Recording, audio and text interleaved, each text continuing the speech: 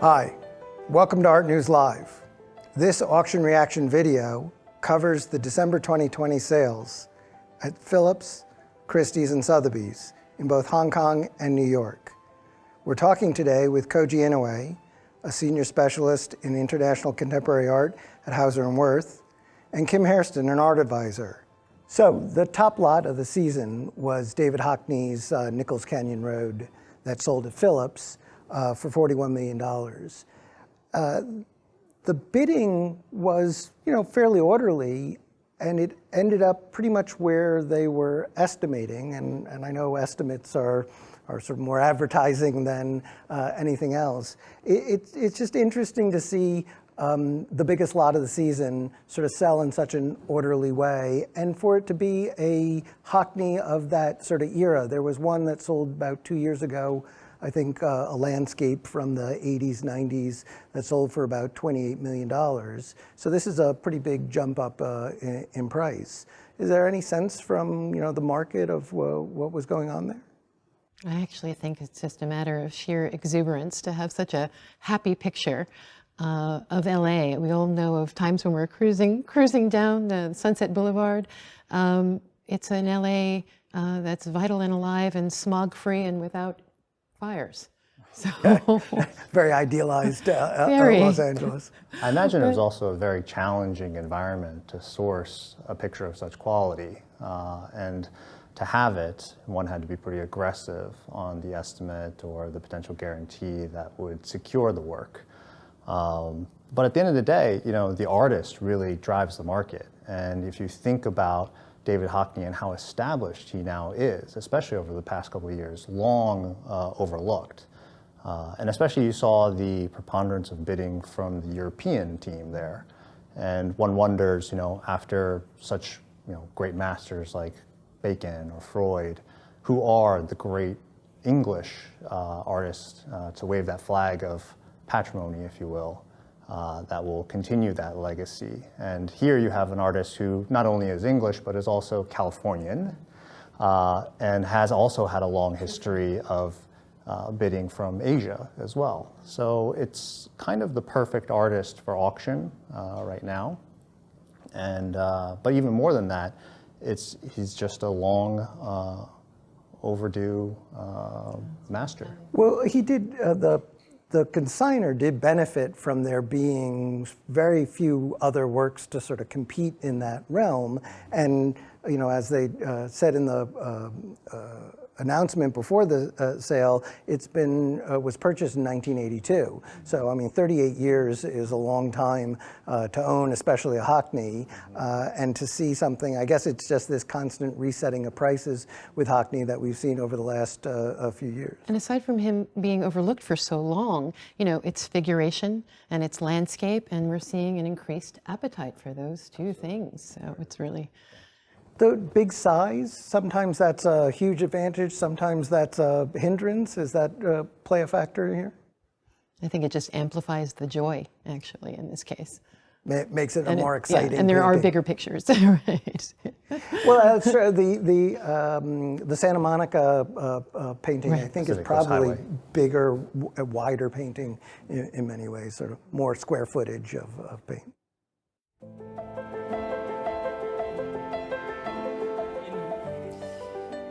The rare Clifford Still from 1964, PH 107, coming from the artist's Maryland painting series here. And we can open this up at $12 million. Starts it at 12 million, 13 million, at 13 million, 14 million here. Ahead of the phones currently at 14 million. Not Yours in New York, 15 million, at 15 million, 16 million here, at 16 million. Ahead of all the phones currently at 16, looking for 17 is next. At 16 million. 17 million is bid with Meaty Hayden, All Yours Meaty at 17 million. The bids with Meaty Hayden in New York at 17 million. Currently All Yours Meaty at 17 million. Ahead of you, JP, Not Yours Robert at 17 million. Cheyenne, are we on this one? At 17 million. All Yours Meaty at 17 million, selling then to the phones in New York for 17 million here. Sold. All yours, Meaty. Congratulations. It's 17 million. So, besides being a preeminent example of chandelier bidding, that lot was interesting just because, you know, it's a big monumental work. There's never been that much Clifford Still available. Only a tiny percentage of his work ever left his studio. And here, I think people thought there was going to be a lot more interest for it, and it ended up selling on one bid, essentially. I can't remember whether there was a guarantee or not, but effectively, you know, where the only bid they could get for it. I think what's really interesting is how he continually signals that it's only one bid, because he tells Meaty, I think 4 times, it's yours, Meaty, it's yours, Meaty, it's yours. And very, very interesting, because he doesn't really hide it in the way that auctioneers usually do. It's pretty fait accompli that Meaty's got it at 17, but... And Meaty's juggling 2 phones at the same time, so it's the sort of the mystery. Is there a second bidder? Is there something else going on there? Exactly, but as you know, Marion, it's the one that got away. You know, every once in a while there's a picture that is so perfect for your clients, but except for 4 inches too tall. So, but I had studied this work a lot, and I like the Maryland pictures a lot. Different people have different takes. I mean, certainly they don't show the pyrotechnics of the early works, and of course that Anderson picture, I remember them back from my Miller days, Hunk and Moo. That was an extraordinary work. It was 1947, a whole different can of worms, if you will. But I do like these late pictures. They're minimal, and I also like knowing that the artist was happy and joyous when he created them. He moved out to Maryland, was away from the scene, and I'm a late picture girl. I like a number of artists whose late periods are maybe a little bit different, but it shows the force that he continues, and I think there are some really good pictures. I thought this was going to go a lot higher than it actually did. So when it went for 17, I'm like, no. That coupled with the 4 inches, yeah. Let me get the X-Acto knife. Yeah, that was one I would have liked. So we saw the Baltimore Museum tried to deaccession a still a few months ago. That didn't happen for other reasons. Are you saying the Clifford Still painting sold by Putter Anderson, the heir of Hunk and Moo Anderson, right, some of the preeminent collectors of American art who have a museum of a lot of their work at Stanford University, was that price bringing these other works onto the market, or are these sort of unrelated That's a really good events? question. I don't know, but I would assume that is part of the story. Yeah, I would think so. Because that was a fairly exceptional work, the Andersons one. Extraordinary. Incredible. Yes, I mean, it was at the top of the staircase when you went up into the institution, and it was just a glorious, glorious painting. Not to say that this painting wasn't either. You know, it is a beautiful picture, has exceptional provenance, was in the Berta collection. You know, bright red colors, very commercial. Certainly, we all would have expected it to have made more, but you know, timing is everything, and as you say, you know, and scale. And scale, perhaps, yes. Square footage. The picture was also available to the market previously, and so you know, I'm sure that had a bit of an effect in terms of the interest, given what may or may not be a guarantee against the work.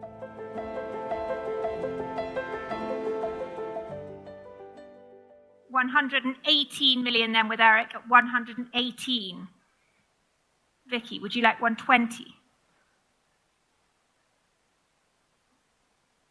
At 118 million, Eric's telephone at 118. At 118.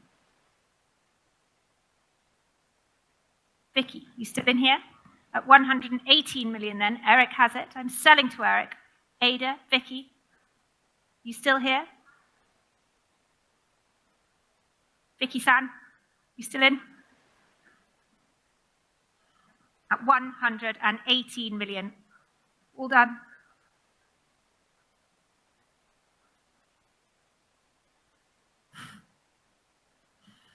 Selling Vicky, not yours, at 118 million. Quite sure, hammer's coming down. Vicky, look at me.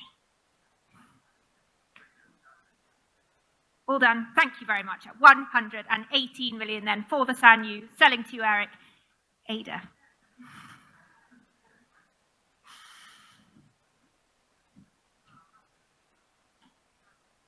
At 118 million that it is. Here it is, selling this time to you, Eric. All done at 118 million. Sold at 118 million. Congratulations, Eric, and thank you all for your bids. The chrysanthemum, they certainly took their time bidding, but gets pushed up to 138 million Hong Kong dollars. And the goldfish, which took even longer to bid on, was sold for 170 million Hong Kong dollars. That's about 22 million US dollars. So a serious amount of money. And we're used to the Hong Kong sales being driven by these Franco-Chinese painters, Zhao Wuqi probably being the most prominent and the one who's driven a lot of the market the last few years. Chun Tae Chu, I think. Thank you. Is the other similar painter, and then the third painter, who's often called the Chinese Matisse, I guess because of his line, who is the painter of these two works, has suddenly been having a sort of rush of taking this sort of preeminent spot. There have been several of his nudes sold for record prices, and then in this sort of go-round, we had this strong selling for these two works. Is this just market rotation in Asia? Is there another reason all of a sudden sort of he's taking on a new role? I would say that, Sanyu in his own right has a long history of these symbols, if you will, the chrysanthemum or the goldfish, having a long history of meaning in their iconography and Chinese culture too. But there is no doubt that there is definitely allusion to Matisse and what he did with goldfish and with still lifes. That said, it kind of also points to this the affinity of the Chinese buying public and their familiarity more with European painting vis-a-vis American painting. And what I think was most interesting about this 20 million plus lot is, when does Sanyu break out of purely Asia bidding there? When does it actually go into European collections, much less American collections, where, say, with the Hockney or with other artists, we've seen much more global participation. But there is definitely some sort of patrimony to Sanyu as a Chinese painter, schooled in what happened in the period before and building on the shoulder of those giants and being one of our own, if you will. And so I think what's most interesting is what happens next here, as even geopolitically, the shift of powers changing between a pan-Asian, a Euro nation, a European Union, if you will, and the United States populist stances. So when does the Franco side become re-emphasized? Perhaps, yes, yes. Well, it's interesting because in all three of those artist cases, it's taken 20 years to move most of the art from Europe, where it was held not in particularly prominent collections, to Asia. And now what you're suggesting is, given the prices and the prominence and this kind of syncretic world culture we're building, that there's just as much chance of someone in Europe or the US wanting to acquire these in the same way. But then at these prices, is that possible? So that's another interesting question, because I know Europe has been kind of a little bit slow in this last round. So are they going to be able to step up to those levels that have been achieved? And I just wanted to say one other thing. I didn't realize that actually the Chinese government encouraged their painters and artists to actually study and work in France. So there was actually a program, I don't know what you compare it to, not the WPA, but something along those lines, where they were actually went to France and there was a realization that Chinese artists needed that European flavor or flair. And so I just think that's an interesting part of the story. Well, and Sanyu is probably the most European of those three artists, and in that it's recognizable, the style, as you were just mentioning. Initially, I didn't like the goldfish because I thought they were too Matissean. But in another twist, I learned that goldfish originated in China. So now who's the appropriator in a way, because goldfish are definitely of Chinese origin. Well, there was a Calder a few years ago that was a sort of big fish that made a big price to an Asian buyer, and sort of that. That was from the Bergman collection. Right, yes. Exactly. And then I was thinking about 32 million, I think it was. That was impressive. Still a world record, I believe. Yeah, and not gold, but still a lot of gold in 32 million. Well, in Japan, a chrysanthemum is a symbol of death. It's the flower of death, and also the imperial flower of the emperor. I'm not sure how that translates into China as well, but these icons have so many different meanings, and that miscegenation, if you will, between what it meant in a European context as opposed to an Asian context. I think that's where the richness really lies. And as you say, like with Nihonga and Japanese that kind of cross influence of where you see Hokusai, his influence on Van Gogh, for that matter. There's so many. I think this pandemic in particular has accelerated a lot of that sort of cross-pollination, which I think, as we are able to see these online, more than being someone who's already kind of, I don't know what the phrase is, but already a believer, if you will, like already participating in the Hong Kong cycle, and this new format gives more opportunity for learning. And I think it accelerates that potential for breakthrough, as opposed to what we saw like in 2008, where you saw like the Zhang Fanzhous and Chinese artists kind of relegated to the back of the sale for a few more things to introduce into the American or European art collecting market. I think this is much more. I was just going to say, yeah, we used to have silos, and now you're feeling this, and kind of a lot of kumbaya, and or equal it's voices, a nice thing. at least. Yeah, equal. Yeah, exactly. They have their own voice. They're competing against their own country men and women, but other people are watching and say, hey, what am I missing about this Chinese artist that I need to learn more about? Well, that is where I think the price actually becomes an advantage. I mean, it's one of the ways that people are attracted is to see what works make bigger prices, and it gives them confidence and makes them wonder what they're missing out on. And if the people in Europe or the North America are going to start competing with, actually the Taiwanese were the real sort of drivers of the Sanyu market, and I believe the goldfish was owned by Pierre Chen some years ago, which also has gives it softened quite considerably, but yes. But historically, they are the ones who pushed this along. But at these kinds of prices, it seems like it would pique more people's interest to take a look, do the same thing that a lot of the Asian clients are doing with European artists that European and North Americans might do with some of these prominent Asian artists.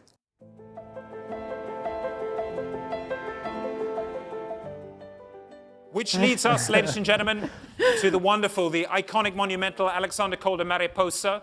The butterfly is a standout example of the artist's iconic hanging mobiles, which is being sold from the famed Neiman Marcus collection, acquired in 1951 by Stanley Marcus, the founder of Neiman Marcus in Dallas. This wonderful work is hung in a variety of different Neiman Marcus stores across America, including Beverly Hills, Chicago, Dallas, and most recently in New York. And we're honored to be handling this wonderful, wonderful object. Those who've seen it in our galleries have been absolutely bowled over by its wonderful lyricism and poetic character. So here we are, this wonderful work from 1951, and recorded, of course, in the archives at the Calder Foundation in New York. And I start with some interest here at $5 million, at $5 million, $5,200,000, $5,400,000, at $5,400,000, $5,600,000, at $5,600,000, $5,800,000, $1 million. And still with Simon stock here. Here's the work, showing for you in our 12,100,000. We've come this far at 12,100,000. Simon, will you say 2, please?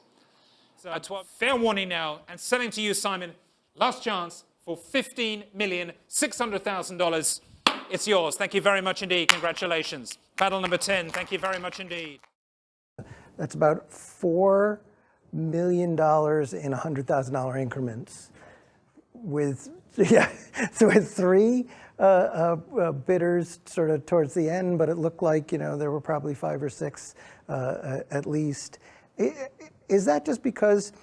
I mean, well, one, this trend of putting art in fashion boutiques is clearly not new. When Stanley Marcus put it in the stores, in multiple stores, and moved it around. But more importantly, I guess the work was owned only by one owner, and really since the early 60s, which makes it one of those rare fresh-to-market works. And one presumes, I mean, that estimate was intentionally put way below what the expectations were.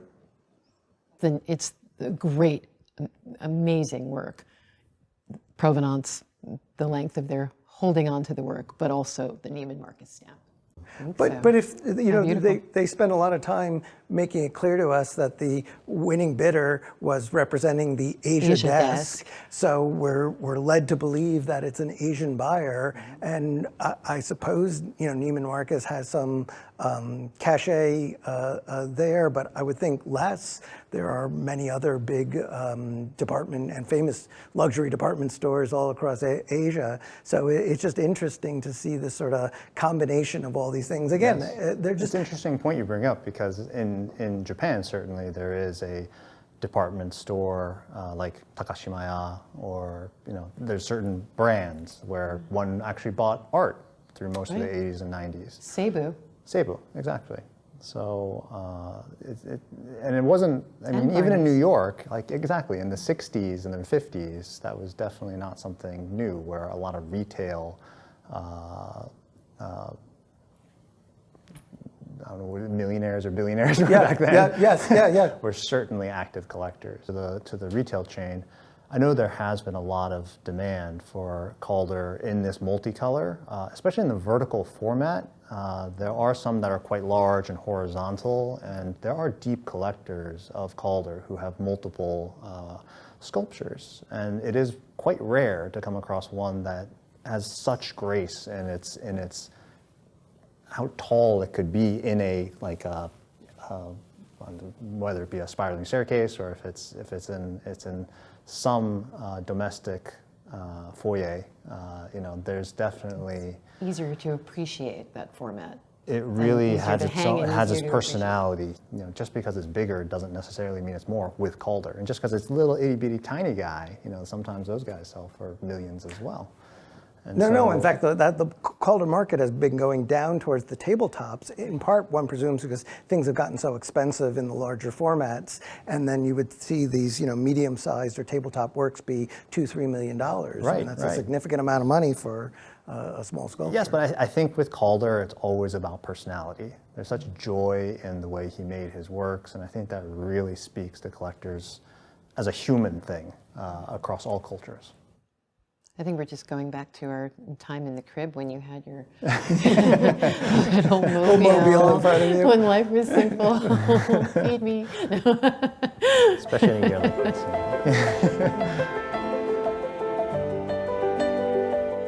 The Phillips New York sale had 2 Joan Mitchells. One that sold quite well. It was among, I think, her top 10 prices, but didn't feel like a spectacular sale. I think there were just 2 or 3 bids, and there was a sense from the auctioneer that we were waiting for someone who never showed up to the party. And then the other later work failed to sell, which is interesting because Joan Mitchell generally is a well sought after and exciting artist, especially these days as there's a lot of focus on women abstract expressionists. Is there is it the quality of the works? Is it something else? I found the result quite curious, actually, because the picture that did well was the earlier picture, but it was, in my understanding of Joan, who I actually knew her because when I worked at Robert Miller, and I actually also spent time with her in Vitoy. France, so got to know her. She was a bit of a mentor. But that picture was kind of early, the 1953 picture. And as far as early pictures go, for me, it was a little cloudy. It was a cloudy day in Vitoy. And so I thought that their estimate was really bullish. Turns out, it was interesting that you said that, because it turns out that there was a surprise bidder in the mix in that one. So somebody did show up on that particular work. But with respect to the other painting, it's either 57 or 83. Those are the money shot years, or the Grand Valet, or 1957. So I was, while the later picture is a little early for late, it was very beautiful and ravishing, and the types of pictures that people go after, like Witness Blueberry. That was the fork in the road for Mitchell. So the exact opposite happened. I did get the sense that with the later picture, there was a recalcitrant owner, and had the owner maybe been a little bit more flexible, there might have been a better result, because apparently there were people on that picture, but just at a lower level. So a high reserve preventing it from selling. Yeah, perhaps. My take was also that, connoisseurship has continued to grow for Joan Mitchell. And just because it's from a period in the 80s, or if it has a 1957 date, or 1960s date for that matter, which is a transition period where she moves from New York to France, some pictures are thicker and muddier than others. Others have a certain elegance and grace and sunshine or internal light, if you will. And I think in the last 10 years, people would think just more broadly, as you're saying, Joan Mitchell, female abstract expressionist, and I think connoisseurship has certainly grown over the years, and the 50s in particular are very hard to come by. There are only a handful that have been even available in the secondary market. So while it has the sparks or the competition in the sense that you would see for like a broadly commercial, vibrant, beautiful painting, it is an important painting of good scale and rarity.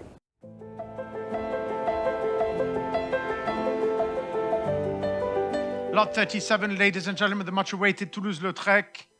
And for this extraordinary picture, formerly in the collection of Aristide Bruant and Sacha Guitry before entering the Haute collection, we should start here at $2 million, at $2 million, $2 million two, at $2,200,000, at $2,200,000, $2,400,000, $2,600,000 with UIC, at $2,600,000, with the first telephone here, at $2,600,000, $6,200,000.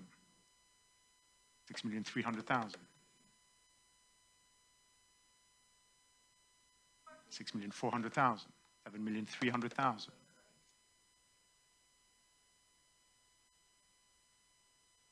7,400,000.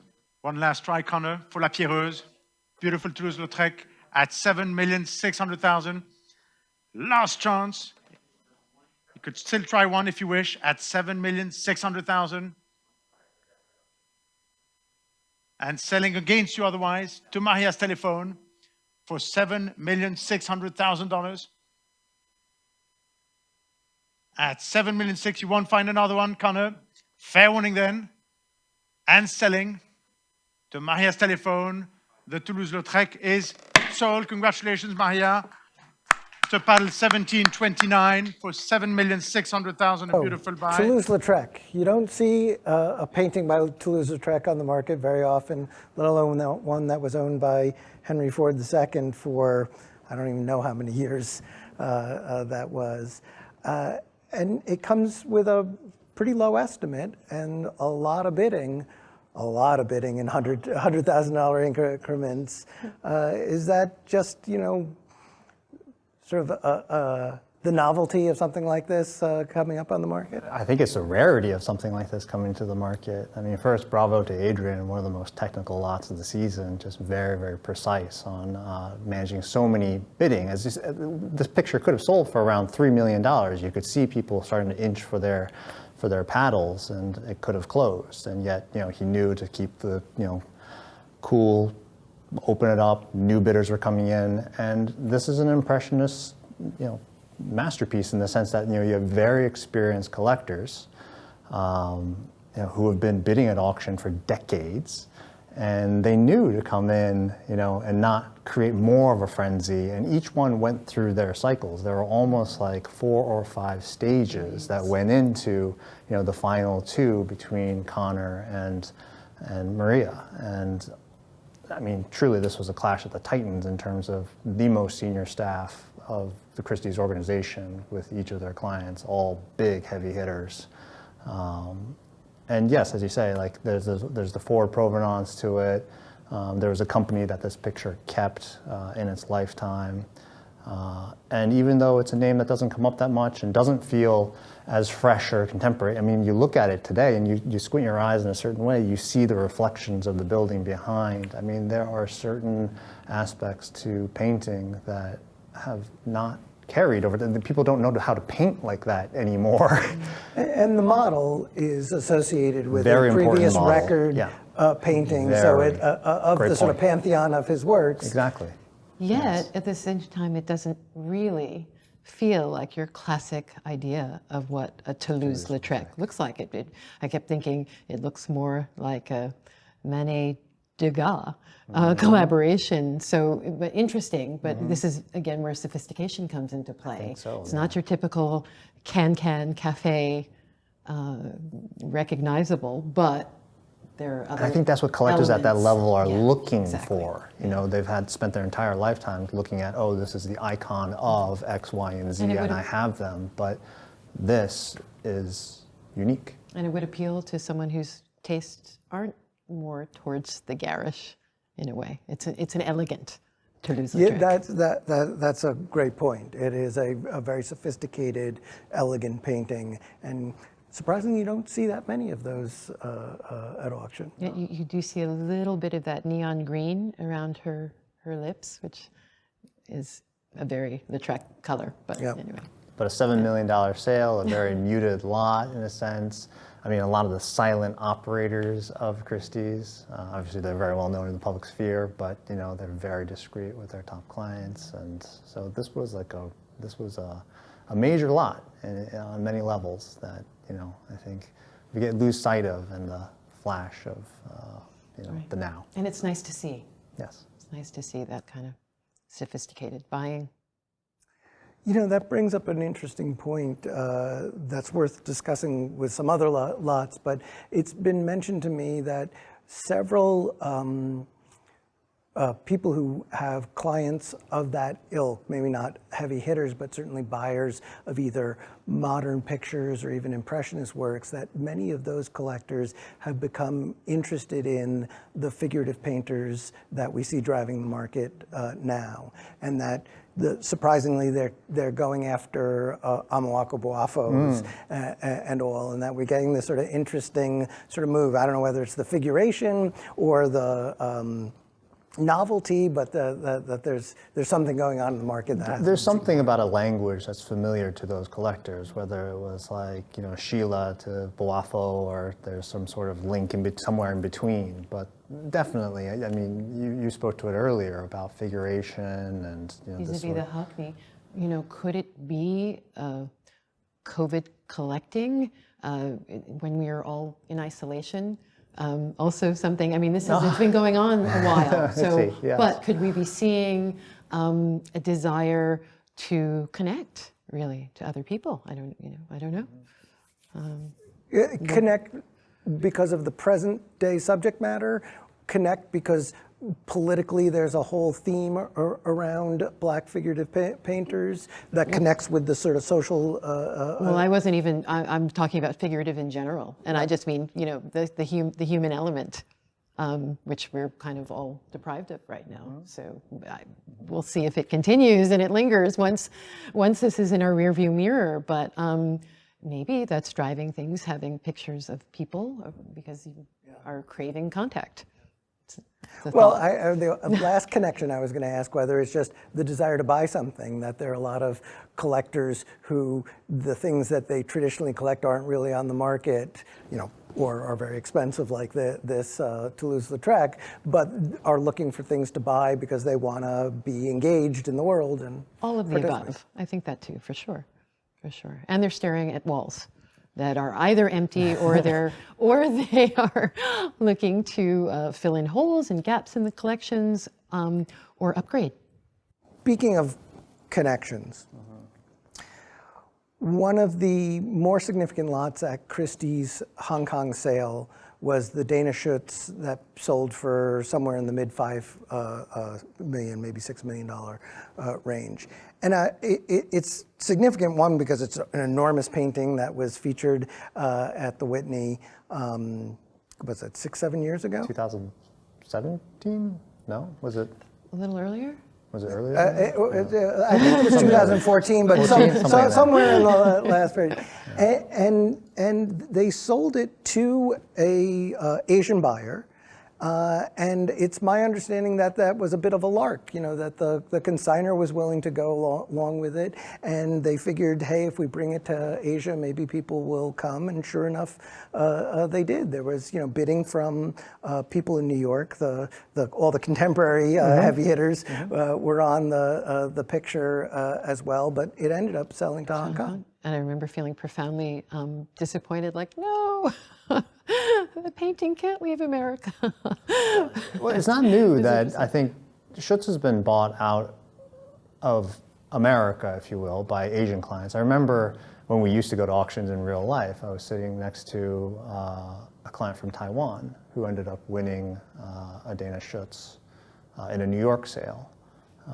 So I think that there has been some interest there, kind of similar to Cecily Brown. But very different.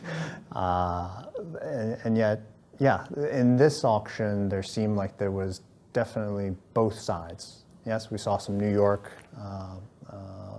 pushing, definitely. It was a long lot, as I remember. Yep. Yeah, and again, to the Toulouse-Lautrec or to many of these more experienced bidders, one habit that I think that just speaking generally, the Asian collector has now they wait, until that hammer is about to drop, and I think it makes all auctioneers just terrified. They have to reopen these lots, but they wait until the very, very last minute and try to get through those cycles and waves to not create more of a frenzy. Yeah. Well, and there seems to be a lot of Asian buyers who are happy to hold for a short period and resell. And they're very active in a lot of the same, the black figurative painters. They seem to own and bid on a number of them. There's certainly a lot of abstract painters, the Eddie Martinez, Kondo is a figurative and abstract painter, I suppose. But Kondo, there are these artists who I guess you can see a connection with them when you see them, but I don't think you could have predicted, these are the artists that necessarily will develop a following in Asia. Certainly not. No, I think that even Nara, who now regularly sells for 10 million plus, I mean, less than a decade ago, couldn't break the $1 million mark and was very much relegated to the backs of sales. And now, yeah, that's your cover. Well, it was the cover. Yes, exactly. That's what did it. Cover girl. Because the other Naras sold okay, right. but not with anywhere. And he kept mentioning that. Yes, I remember driving that along. No, the Nara is. In the contemporary side, it's the artist with very recognizable work, a lot of it, of a size and scale to really drive the market and generate fairly big numbers and keep pulling buyers in for whatever reason. But there seems to be a big supply and a deep demand for them. Yes. We don't have time to watch this because it was probably one of the longer bidding wars, but the Amy Sherald painting that opened Phillips' New York sale, I think the bidding went on for 15 minutes and ended up in the $4 million range. She's a become very prominent. She was a painting of hers was on the cover of Vanity Fair. She did Michelle Obama's portrait. She's very recognizable. Your gallery represents her. Disclosure, the bias. We're big fans of Amy. Amazing show you had. I mean, and it was the first lot. I mean, those are the lots meant to do that kind of agenda setting, exciting thing. But still, even so, how do you come up with that number? What are the peers that the bidders are comparing her to? It's just, that she's had so few works come on the market that you couldn't achieve that price publicly until now? I think Amy stands alone, and she does paint very, very slowly and meticulously. And there's just not a lot of supply out there. And when there is supply, I think the mantra of Howes and Wirth has been about, placing the picture in an institution, ideally, and doing what's best for our artists. And it hasn't been driven by price. And so, yes, you did have a very, very low estimate, but regardless of what price could be achieved, the primary price is pale in comparison to what has now been achieved in an auction in a secondary context. It is exceptional painting in the sense of the full figure and the title and the bathers and the provenance coming from the Royals. The Royals, who made a major contribution, to these collecting African American and artists of color, which is amazing. On that note, I've talked to a few people about them. I didn't know them. I'm sure you've gotten to know them, but I've heard that they're just incredibly beautiful people, or he was, and I've heard nothing but amazing things about them as human beings, which is really, really nice. And I have to say another thing. When last time we did the Lynette's Bather, which was so profoundly different from Amy's, and whereas Lynette's, I've thought a lot about art history and Cézanne and a little bit of Picasso. And in this one, I thought about my own personal history and the idea of the bather. In African-American culture, as a little girl, I went to, with my father's side of the family, there was a house in Oak Bluffs. And I grew up on Long Island, and I spent time in the Hamptons, and there's a place called As Your Rest. And I've been doing a little deep dive over the summer into these enclaves of summer homes by the beach for African American communities. And there was actually something in the New York Times this summer. But long story short, this is so loaded. I also just read Isabella Wickerson's Cast, and there's almost a full chapter devoted to how Blacks were denied access to public beaches and pools. So, terrible stories about glass and nails put on steps of pools so that people would be hurt.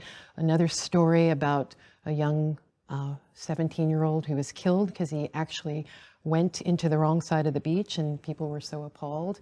So these terrible, terrible stories. But I say this because this particular image means so much to see Black bathers and know the history of bathing as a person of color in this country. And it was one of denial and in some cases violence to the body. So this painting just really resonates with me in such a strong way. And but that painting eschews any of that background and seems more joyous and fully inhabiting. It does, and it's an incredible stance, but at the same time, her use of grisaille necessitates a kind of going back in time.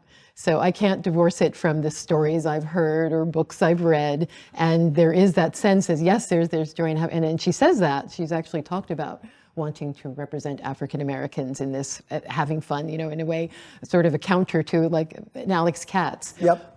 However, as a person of color, I can't, that history seeps into that painting in a very strong way. So. Anyway, it's a masterpiece. I love it. Look, the Royals are impressive. I mean, several of their works sell in that auction. A bit later, their Mickalene Thomas sets a record for her as well. Curiously, there's also a portrait of Mickalene Thomas by Jimmy Wiley that sells quite well too. So I mean, their collecting is very well represented in this moment, and there's clearly a lot of demand for it, but it certainly wasn't the only driver of interest for their collection. It was just the quality of these works and of these artists. And I keep wondering, is this, a fad, and is there going to be like a massive letdown at some point? And I worry, and I talk to artists and collectors about this, but there's so much institutional interest in redressing lapses and gaps in collections, and I think that's part of the reason that you're seeing this, because people are aware that institutions are making these corrections and now really focusing on women and artists of color. So I think that's something to factor in, which maybe makes this not a one-night wonder. But the other thing I think about a lot is China in particular is going into Africa, and in terms of infrastructure and industry. And I think, I remember the first time I went to China in the 90s, I felt like an alien completely. I don't think that they had seen any people of color. And so I think that might be doing something as well, because I've noticed some of these works are going to Asia. They're going to Hong Kong, at least. So I'm thinking these boundaries are starting to dissolve a little bit, apropos our earlier conversation. And, it seems as though Black lives do matter, or at least images of Black lives matter, and that's a start. So I hope it continues. The Chinese buying is significant and very interesting. It's very shocking.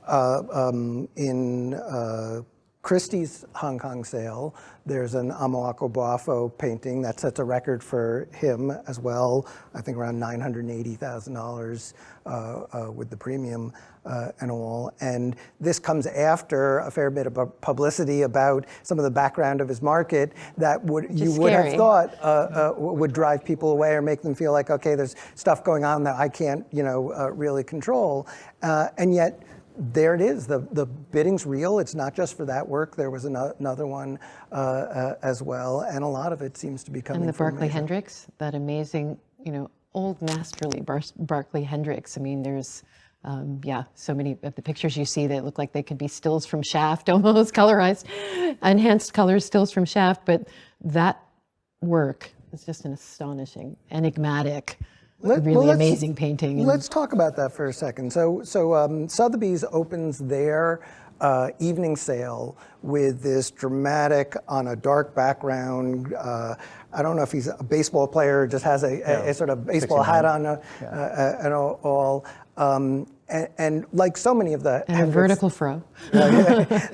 So many of the Hendrix that have sold, it is these larger-than-life characters leaping out of these fields, often of color. Right. And in this case, the dark brown black is a striking color as much as some of the yellows and pinks and all. And they, Sotheby's has done quite well with Barclay Hendrix market, keeps pushing it forward. And this which you think might be very narrow, but it's ever expanding.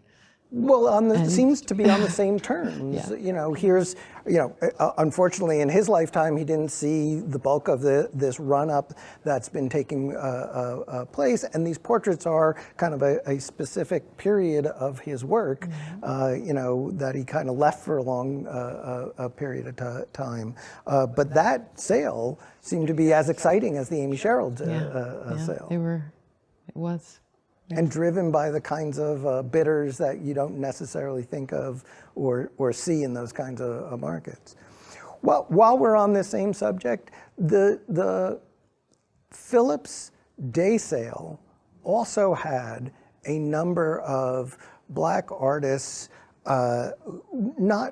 some of them were, there was a Titus Kaphar that sold for, $380,000, $350,000. I think that was from the Royals, but there were several other painters who got bid way up above their estimate range, sometimes into the low six or mid six figures and all. I presume that's sort of part of this broader trend, people just looking for good work that they find interesting, that they think will continue to gain in value. Right. And the institutional backbone to support it, and the knowledge of that, I think, is driving it too.